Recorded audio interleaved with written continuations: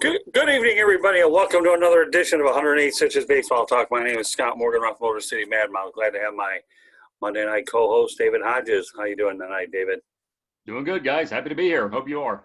Uh, Absolutely. Fresh from my trip down from Jacksonville, my excursion up to Jacksonville where we saw the Lions and the Jaguars. And Rick Curti, good evening, sir. How are you guys? All right. Doing good. Get ready for some World Series talk? Absolutely. Good. All You right. know it. All right. So, anyways, got to ask the old age-old question. You guys thankful that the Houston Astros got necked out? Yes, yes, and yes. Yeah. Most definitely. Well, Curdy, that's one of the shortest answers I've ever heard out of you. Well, I think I'm with everyone else. We didn't want to see the Astros. Astros never learned their lesson. They were still like, yeah, we're in. Nobody wants us here, but we're here. Too bad kind of attitude. And then you got the scrappy Rays, one of the lowest payrolls in baseball, beating them and beating the Yankees. So it's a good story. So it's going to be a great World Series. Were you guys nervous, though, when they came back from that 3-0 deficit that the Rays were going to choke? Yes, I was scared, and I kept thinking about the Yankees. And then I just said, please don't let the Astros be in the World Series because nobody wants to see it. And when they closed it out, I said, oh, thank God. Can imagine being up 3-0 and losing 4 straight. It's only happened one time in baseball. Mm-hmm. Thankfully, it stayed that way. Right, Dave? Yeah. Oh, most definitely. Hey, yeah, I guess, the phrase to be is, all Rays fans were sitting there with bated breath, hoping that, that their squad could, eke out this win. It's as any diehard sports fan know, Game 7, those are the two most feared words, when it comes to, playoffs, and obviously except, for pro football. But, as David Justice once said, you don't want to go to Game 7. Anything can happen in Game 7. And obviously, and of course, both series went to Game 7. I know we'll get to the NL here shortly. Right. But yeah, of course, everyone's happy for the Rays. Everybody thought, well, Houston's getting what they deserved, and after, in my opinion, they are getting what they deserved. Obviously, after the cheating scandal, they're not going to be on anybody's Christmas card list for many years to come. No, I'm sure they won't. That's for sure. I mean, I'll tell you, it got interesting for a little while, though. That's for sure. So, all right, well, let's talk about the National League. And I guess I'm going to lead off with Cody Bellinger's home run celebration, where he popped his shoulder out during the home run celebration. So I got to ask you where his home run celebration ranks near. And the one that comes to mind to me was Gus Farad headbutting his head on a concrete wall playing for the Washington Redskins. Yeah, it's young people today, they jump up and down and celebrate, and then they pull something. I think it was Martin Gramatica when he kicked the field goal and he celebrated and he tore his ACL. Yeah, that was bad. I heard. Or he tore his hamstring. It was out for the season. And he used to do that all the time. He kicked like a 25-yard field goal and jump up and down like he won the Super Bowl. And he did that one time. I think it was with the Cardinals at the time, Arizona Cardinals. You're right. And he tore his hamstring or his ACL and was out for the year. That was bad. Dave. Yeah, it's definitely one of those things, you got to be careful. And, of course, adrenaline's going to take over your team. You're going back to the World Series. And, of course, that's, it's going to be the farthest thing from, any player's mind, when they, hit a home run, obviously in a Game 7, that's going to help their team advance. They're going to want to celebrate, but, again, I guess, it's just, also as the phrase goes, just do it in moderation, either, clap or, do the fist pump. But, yeah, I mean, hopefully, obviously, he'll be all right. He'll be back in time for the series. And, and hopefully, we'll see. And I'm sure Dave Roberts is going to say to the rest of the guys, okay, you hit a home run. Yeah, you're going to be psyched, but just, right.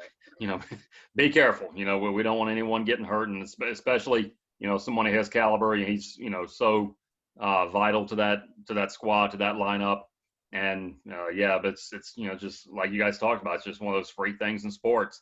Some people just they celebrate a little too much and end up pulling something, tearing something, or popping something out of socket. Yeah, I've pulled a lot of things out of sockets with my injury history, but nothing that compares to that. I don't know whether he had enough champagne and was able to get rid of it. I have a feeling the trainer's room might be a place he resides a lot of before game one takes place tomorrow night. Obviously, at Globe Life Field, the home of the Texas Rangers. So with that said, let's stay with the Dodgers. All right, Dave. Rick, you're probably one who likes been rolling on this one for a while. Dave Roberts, you think he's still on the hot seat, even though his team did overcome a 3-1 deficit to reach the World Series? Or does he have to win it all to retain his job?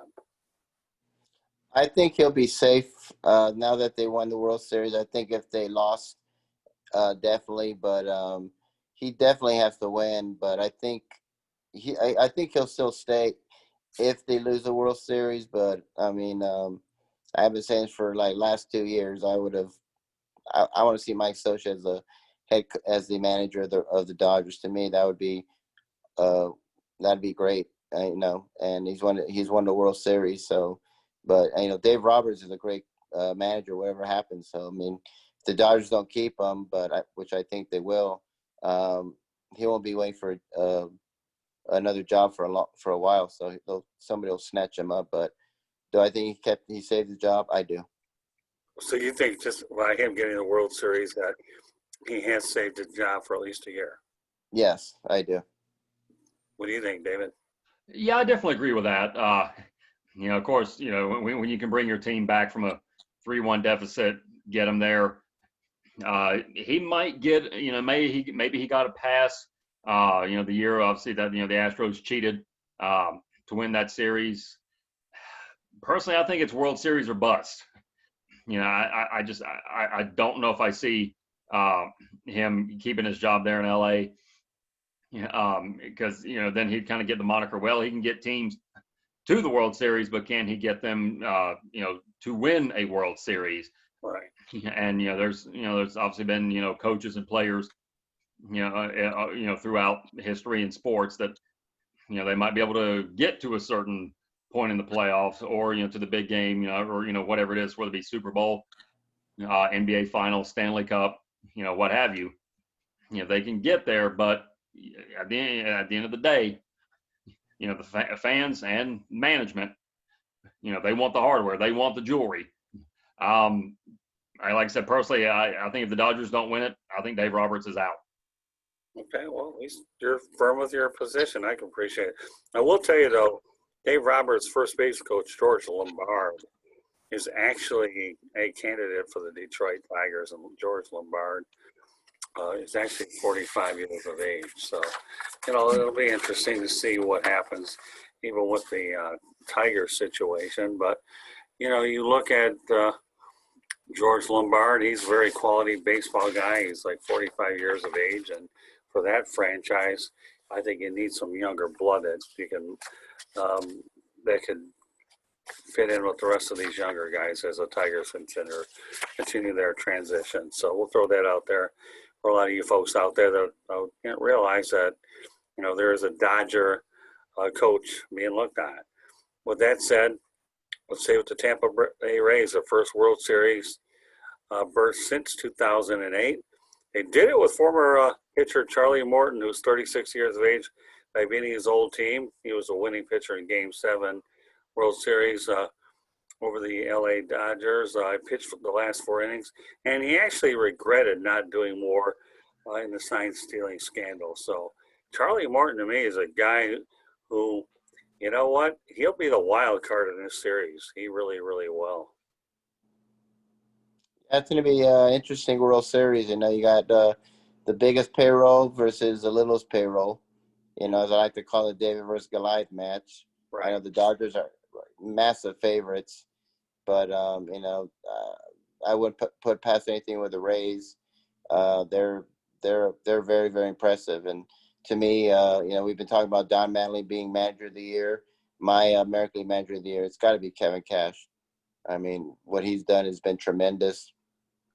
COVID or no COVID, long season or no season, what he's done is tremendous. And I think it's going to go all 7. And I have the Dodgers, but it's going to be a tough series. What do you think, David? Yeah, I definitely agree.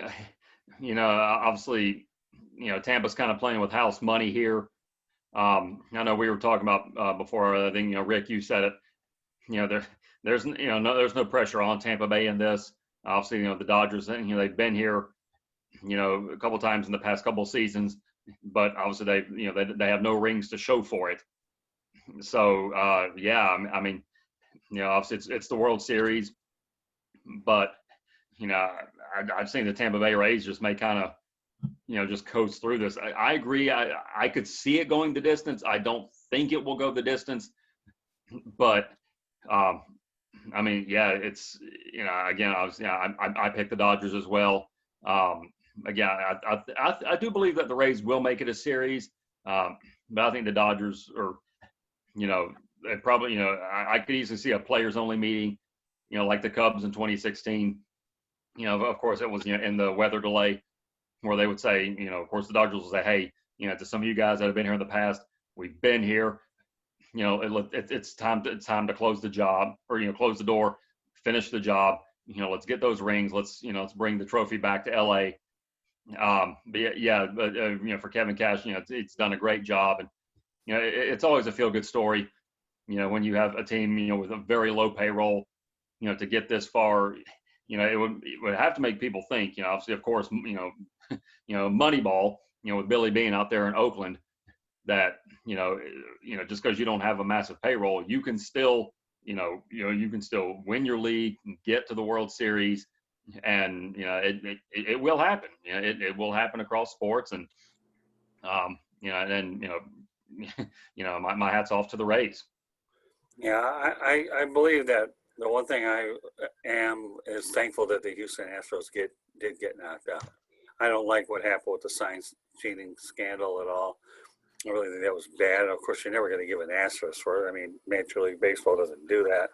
But, and then compound the problem, the fact that they were 29-31, that would have been embarrassing to this year to see a team under 500. So thankfully the Rays did go ahead and make it there. So it's eliminated any of those things. And here's the deal with this matchup. The Dodgers and the Rays are the only teams to reach 40 wins this season. The Dodgers obviously are now considered overwhelming favorites, which goes back to what Dave said, that they're on house money. I think we all believe that they're on house money at this particular point. And I think what makes this matchup even more unique is one drought's going to end. The Dodgers haven't won since 1988, and the Rays have never won it at all. Yeah, it's a very interesting series, and also the LA Lakers won the NBA championship. Dodgers are in the World Series. Tampa Bay Lightning won the Stanley Cup, and Tampa Bay Rays are in there. And I think that's the first time that I know of that I've seen two teams whose counterparts won championships. So whoever was going to win, they're going to have two championships in the same place. Yeah, interesting. It is a possibility of that. So you have to wonder what David Price is thinking now since he opted out for COVID-19. Yeah, it looked like a good decision. I didn't blame him for his decision. I still think he made the right decision because we didn't know if we're going to have a season or not. Mm-hmm. We had players that were infected. I'm not going to criticize him for what he did because I probably would have done the same thing too. But I know he would probably be in the World Series right now. But I still believe he did the right decision because we had no idea what was going to happen this year. And I kept saying along that we're not going to have a season, and I was wrong about that.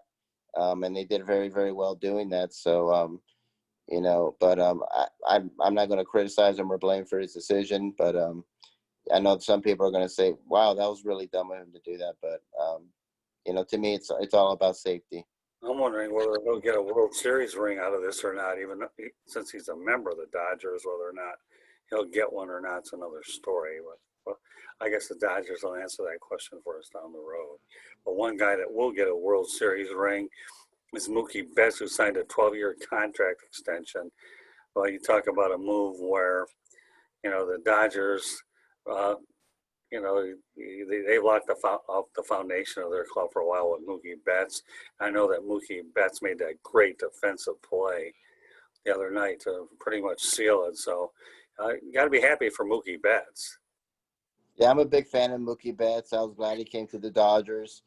He left the Titanic of the Boston Red Sox with that whole mess there, and they were a disaster this season.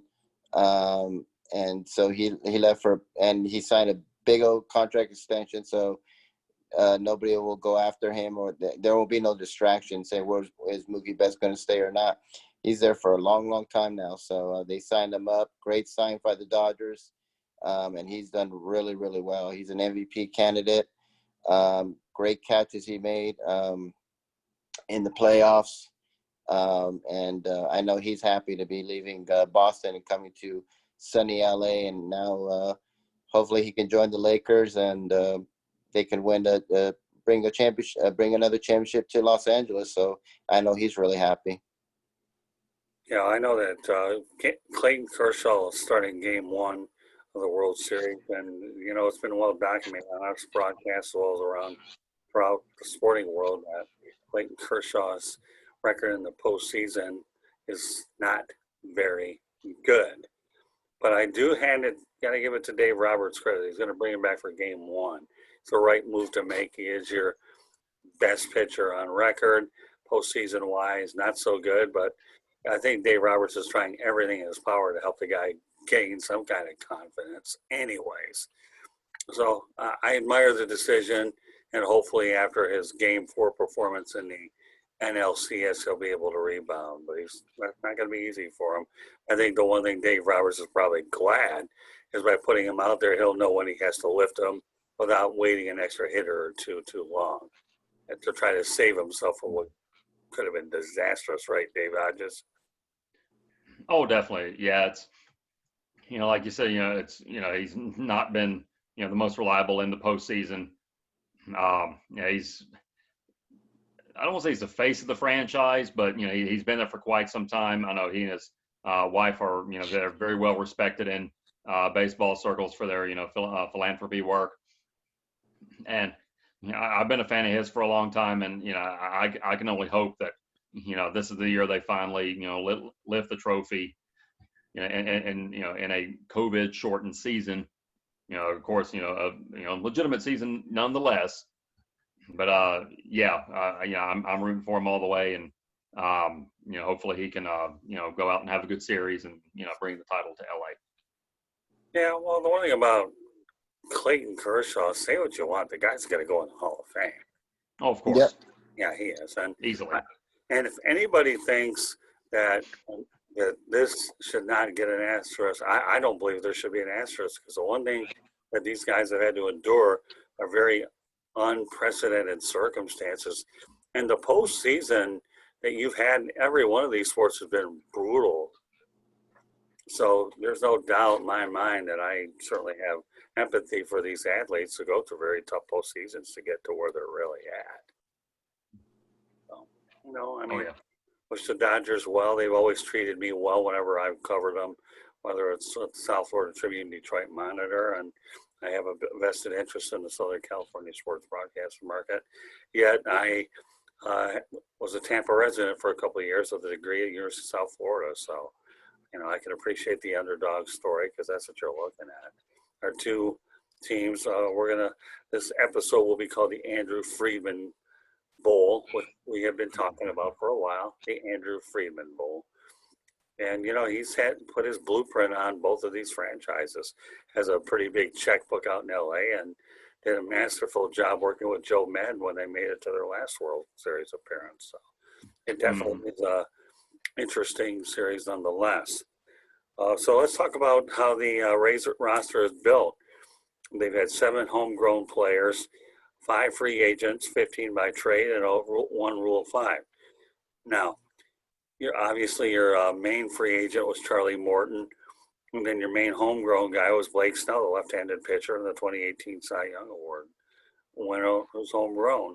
So it doesn't matter how you get there. I mean, all teams are going to have a lot of veterans incorporated, like I saw with the Miami Marlins all year as well. You have a lot of good young studs, bring on some veterans, and this is how you could expect to see teams built this way. So you want to size up the Rays roster, Dave, and then you can give your opinion to Rick. Okay. Yeah, I mean, it's you know, it's obviously very good. You know, it shines good on them as an organization. You know, knowing, you know, to that they can obviously, you know, draft these players, bring them through their system. You know, let you know their coaches work with them, teach them how to play, you know, their style of baseball. And you know that can only, you know, of course that will benefit coaches, you know, in the future. You know, they might be looking to maybe, you know, move up the coaching ladder. You know, they can, you know, it'd be great to put on, you know, resume. Hey, you know, I was one of the, you know, the pitching coach that helped put this staff together that took the Rays to the World Series, or, you know, I was, you know, the hitting coach. You know, I was, or, you know, or even into the farm system. You know, it just shows that, you know, these teams don't have to, you know, just write these massive checks to these big stars once they hit free agency. You know they can, you know, go into their system, say, you know, let's see who we got, you know, who would fit best, you know, or when, you know, draft time comes.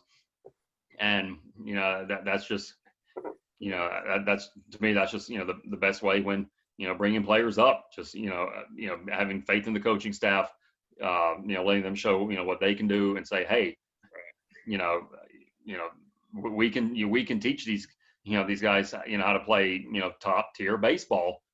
And they could say, well, you know, or it could be something that other teams look at in the future instead of saying, well, instead of, you know, writing a check for, call it $250 million a year, you know, they can, you know, again, just say, you know, let's see who we got, you know, who would fare very well in this division, or, you know, who could be the stars of tomorrow for this squad. Right. Yeah, I totally agree with Dave. You know, I think we have two totally different teams, one with a big checkbook and another one with not a very small market with the Rays. They've just done a great job in drafting. They've done a great job in scouting. They've done a great job in getting key trades, getting people who probably, you know, teams that weren't interested in them, they've found a home. The front office is fantastic. Getting, you know, losing Madden was, you know, that was a blow to them, but they really, you know, hit a home run with Cash there, and he's done a great job. So they have done everything well from top to bottom: drafting, scouting, trading, front office, personnel, ownership. So from top to bottom, and it just shows people that you don't have to be spending like $30-40 million on one player when you can get like a lot of good players, you know, at a discounted price, and then having a very good, deep minor league system. So they've just done a terrific job all across the board. Yeah, I believe the Rays, is it double or triple A teams up in Durham? Yes. Mm-hmm. The Bulls. I think it's the triple Bulls. team, right? Triple, yes. That's what I thought. Okay. Yeah, you make a lot of valid points. Kevin Cash is the most underrated manager in baseball. I think Blake Snow was a little upset with him now when he got lifted early and he wanted to go out there and continue pitching, but the manager had other ideas. More importantly, you're right. Castoffs have a chip on their shoulder. Okay, when they end up leaving, they feel like you give up on them too quick. They're going to make you pay for it.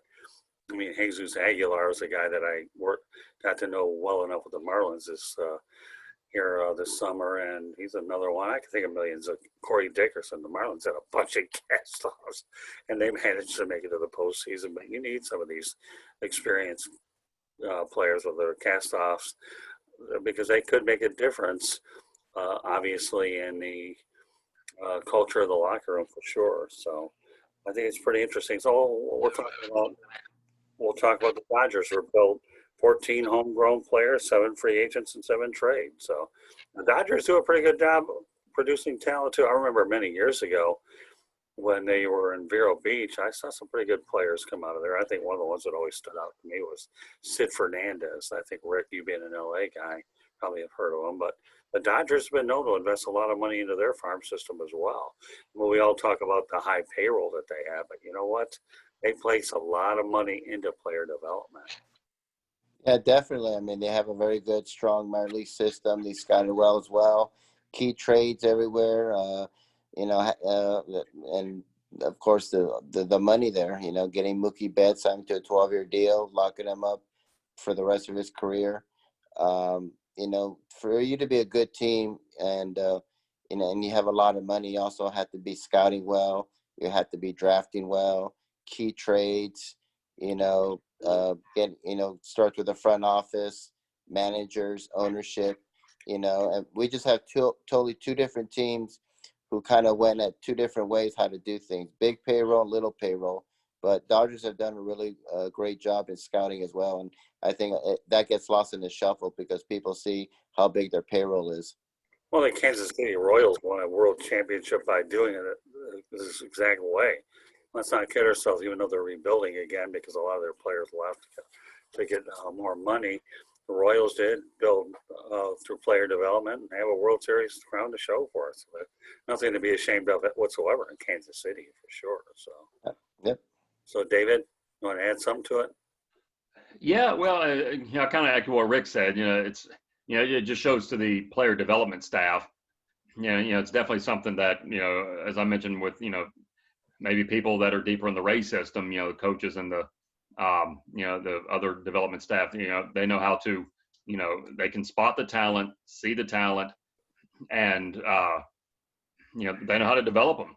They could say, hey, we don't need to go out and spend hundreds of millions of dollars on this one pitcher. We've got, call it 3-4 guys coming up through the system now that can save us a lot of money.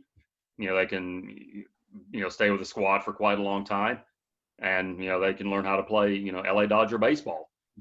So I mean, it's like I said, Rick said, it definitely lends credence to how the structure, and they know they have the right people in place, and for any squad who can take a player maybe out of college, junior college, and definitely and develop them into a big league pitcher and big league star.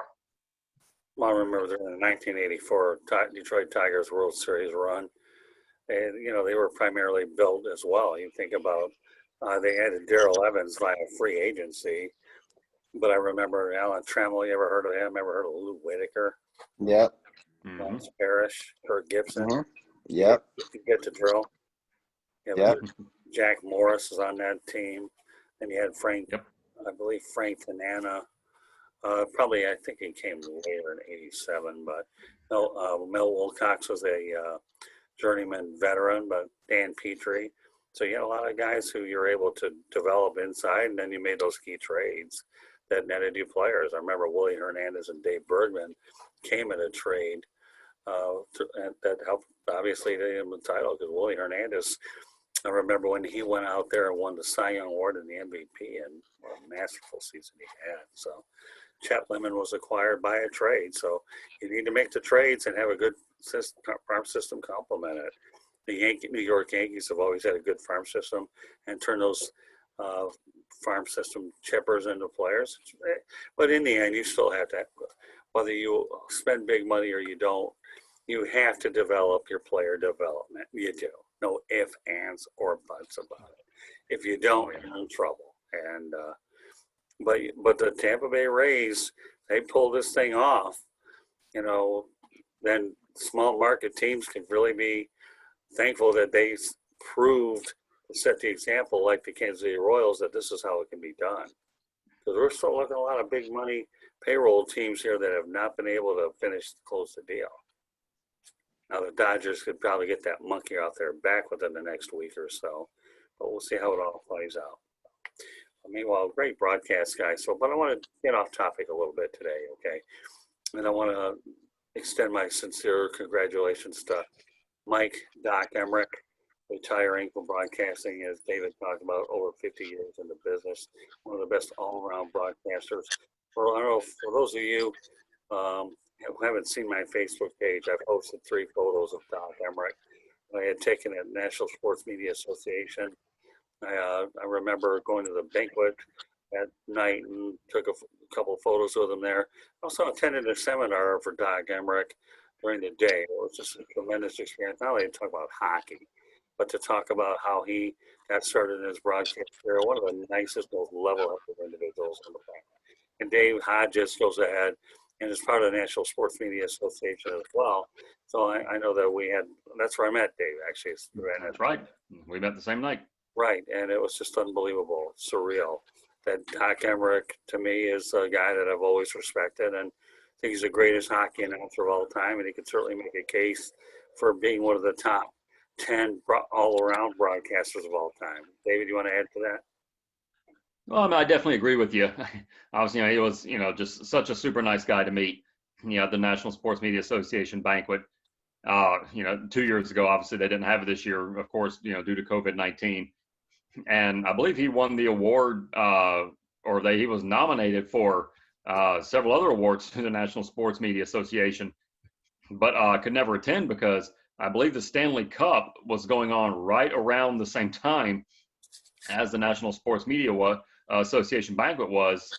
And I believe it was either that year or they even moved the weekend just for Doc Emrick so that he could be there and attend, because I believe that's what they did, because I know they wanted to honor him for so many years, before 2 years ago. But again, as you said, Scott, we just extend our congratulations to Doc Emrick, and definitely, like I said, if not top five, definitely top 10 when it comes to sportscasters, in this country, over the last, half century. I met him as well. I have a signed collage picture, that I have in one of my other rooms, and can't wait to get it framed. But yeah, he was, such a super nice guy. Always took time, to talk to, maybe, some up and coming broadcasters, more established ones that would, attend the banquet. And, and there was, if I'm wrong, I think there was a little bit of a line of broadcasters just to, stand there, talk to him, shake his hand, meet him, get a picture, or a selfie, depending on, what, age range the sportscaster was in. But congratulations to Doc Emrick.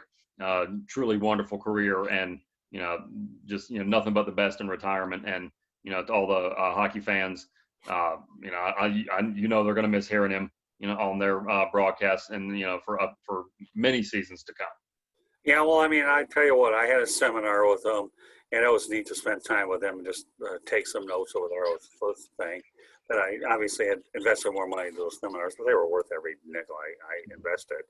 And then, of course, they had the banquet that night was really even unbelievable. So you talk about, but he's a guy that I respect an awful lot. And I got to tell you, Dave Gorin does a good job as president running that organization. So for all you aspiring broadcasters that really want to go out there and learn something, this is an organization for which to be a part of it. And I got to tell you, I really missed that banquet this year. I was really looking forward to doing it. I did too. Yeah. Ever since I found out about, the National Sports Media Association, it's always been on my calendar. I cannot wait for the month of June to roll over, or to roll into June. To go to the banquet. It's a shame it's not in Salisbury anymore. But it's just as fun up there in Winston-Salem. But of course, as you mentioned, Scott, we didn't get to have it this year. As a lot of banquets didn't happen this year. Of course, due to the coronavirus. But hopefully, COVID-19 will be going away very, very soon, and we'll be able to attend it in 2021. Well, it'll always be on my docket for sure. It really will. I love that. The Southern California sports broadcast out in LA, as I'm trying to build this brand here to the West Coast as well as the East. There's other ones I belong to, but some of them aren't as productive. And if I see the need at some point down the road to eliminate them, I won't mention the names of the organization. I haven't made their final decision on those. But I do know that NSMA and Southern California sports broadcast is very dear to me. And that was neat. So, I mean, so we celebrate Doc Emrick, but if I were a betting man, I would say the guy that ultimately replaces him would be Kenny Albert. Kenny Albert is one of the best all-around broadcasters. He got a lot of airtime anyways. What NBC did for Doc Emrick was they went out there and created a special studio in his home in St. Clair, Michigan, is what they did to do those games. And I think Doc probably enjoyed being able to spend time at home with the rigorous travel. He's done all the rigorous travel over the years anyhow. Now, I got to tell you, what was so interesting when we were out there, David, was I had an opportunity to spend time with Bob Lee. Yes. That was unbelievable, too. And we talk about icons in journalism. You know, I know Rick Curti saw me go ballistic today by putting a bunch of these photos on Facebook, but when my mom's still alive, I'll appreciate it. So Doc got me started, and then I wasn't going to stop for a while.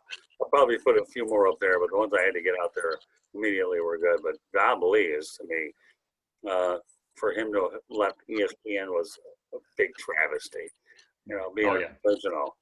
And ironically, the day he retired when I was on my way back after he got his award over at NSMA. So for me to be able to spend time, we were eating dinner together, and of course he was gracious with his time. So Bob Lee, Doc Emrick, I mean, this is what it's all about, future sportscasters and sports media, to be able to meet such, and many of them are level-headed, they'll talk to you. They don't have egos bigger than Mount Everest. They're really down to earth. So They are. A little nostalgia there, Rick.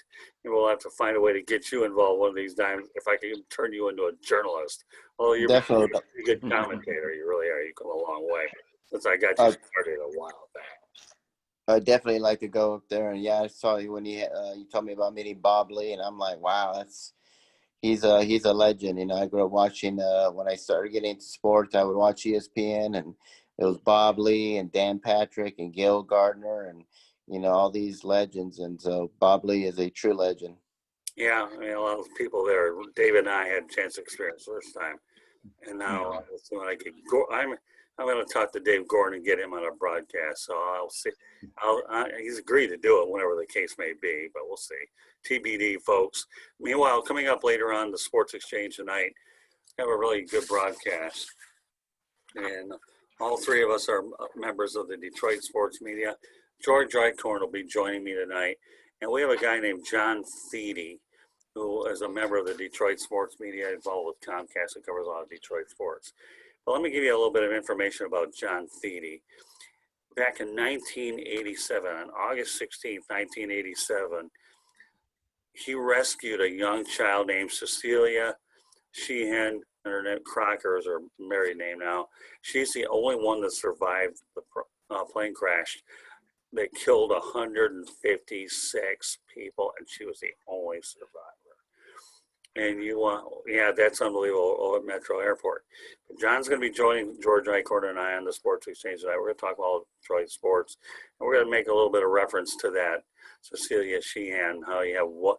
And I remember seeing a very interesting documentary on it where the young lady has a little airplane tattooed to her right wrist, or one of her wrists, to remember that crash. And for her to be the lone survivor with 156 people is the most miraculous thing that you can ever imagine. And I got to know John pretty well since we're both members of Detroit sports media. And for me, he's a great guy. I'm looking forward to having him on as a regular on our network. And, looking forward to having him and myself and George Drycorn on as well. So hopefully all you folks out there will have an opportunity not only to watch our broadcast there at 108 Stitches Baseball Talk, but the one that's following at Sports Exchange. And the title of that episode will be Lions on Fool's Gold. And if you guys want any indication of what that was like, all you had to do was watch what I saw in Jacksonville, Florida, when they ended up beating the Jacksonville Jaguars. And Matthew Stafford finally threw a touchdown pass to the Jaguars, and now he's thrown a touchdown pass against every NFL opponent. So for those of you, that's a rare club.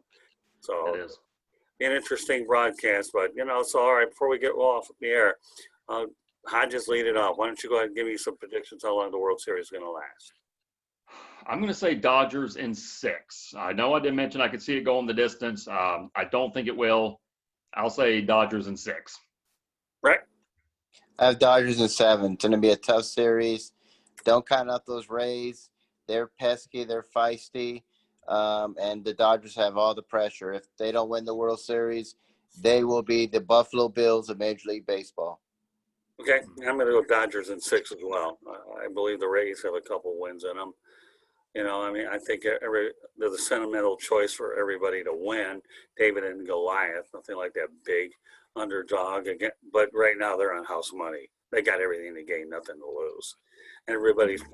I can only imagine what their merchandise sales were like when they knocked off the Houston Astros. I mean, for a year where everybody's losing money, I'm sure the Tampa Bay Rays won a lot of fans because they sent the Astros packing. So any other year, I'll go for the Rays because I'm happy the Astros are not there, and it's a great story. But I grew up in Los Angeles. I am a Dodger fan, and it's been a while, and they have to win it this year. I mean, it's just there's no excuse. They have to win it.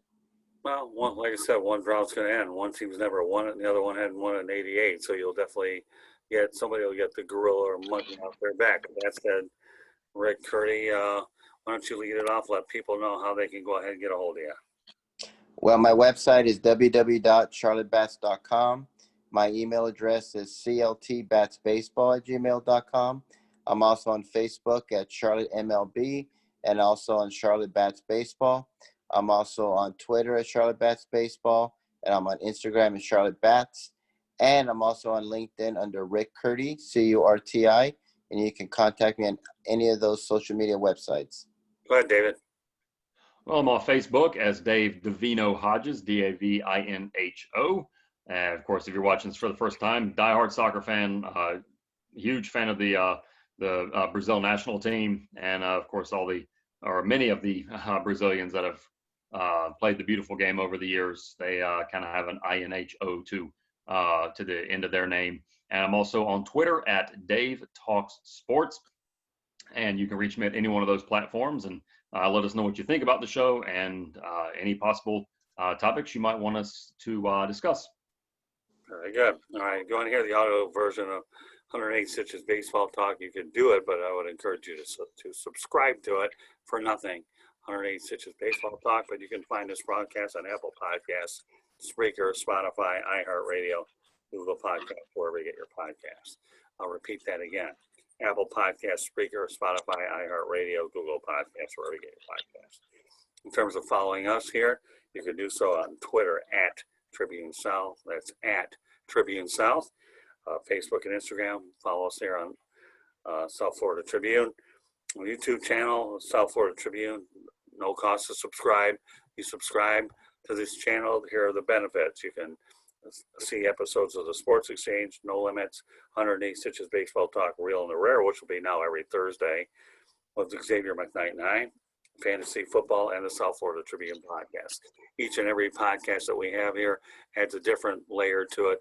Candy Ebling does a really, really super job going out there and with No Limit. She comes up with some fresh ideas for a lot of you folks that may have missed our last episode. She went ahead and talked about technology, how tough it is to deal with it. And I'll tell you, I hate technology, but here we are using it anyways. So thanks to Candy for doing a great job with No Limits. So once again, please subscribe to the South Florida Tribune YouTube channel. And there are lots of benefits for which to do so. Our website, www.southfloridatribune.com. We have a section for the Motor City Monitor, which ties all the Metropolitan Detroit sports into the South Florida Tribune.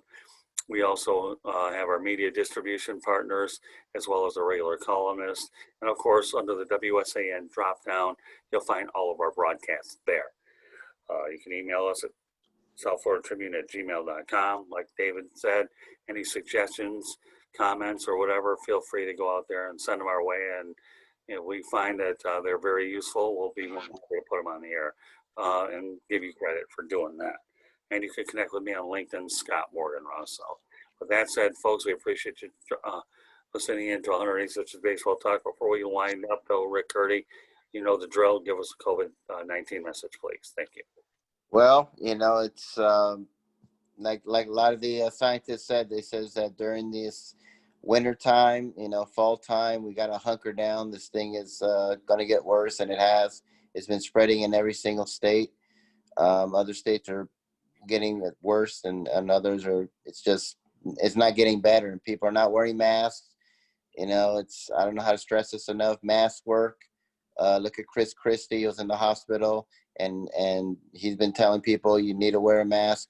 Please wear a mask, social distance, use some common sense, no parties, get away from all these large groups, large gatherings. It's not worth it. You know, just wash your hands, wear a mask, social distance, no mass shaming people, just use some common sense, and hopefully together we can get past COVID-19, and because it's just been an awful year where it's affected everybody. Well said. Yeah, I got to tell you, Nick Saban managed to coach on Saturday, but by the skin of his teeth. When unfortunately, Florida head coach Dan Mullins is now dealing with it, like everybody else on the planet. So whether you're Dan Mullins, Nick Saban, Donald Trump, the president, it's going to affect him nonetheless. So meanwhile, I want to thank everybody for joining us here tonight. 108 Stitches Baseball Talk. The Sports Exchange is next. George Eichhorn, myself, and John Thiede. I hope you can go ahead and listen to that episode, because that thing about Cecilia Sheehan, the lone survivor of that 1987 plane crash that occurred outside of the Detroit Metropolitan Airport. There's a little monument or a marker by it over on Middle Belt Road off of 94 that still honors those victims. But meanwhile, thanks again, everybody, for joining us on 108 Stitches Baseball Talk, and we'll do it again next Monday. Good night from the Motor City Madmouth, Scott Morganroth, Rick Curti, and David Hodges. Thanks for joining us, folks. Good night.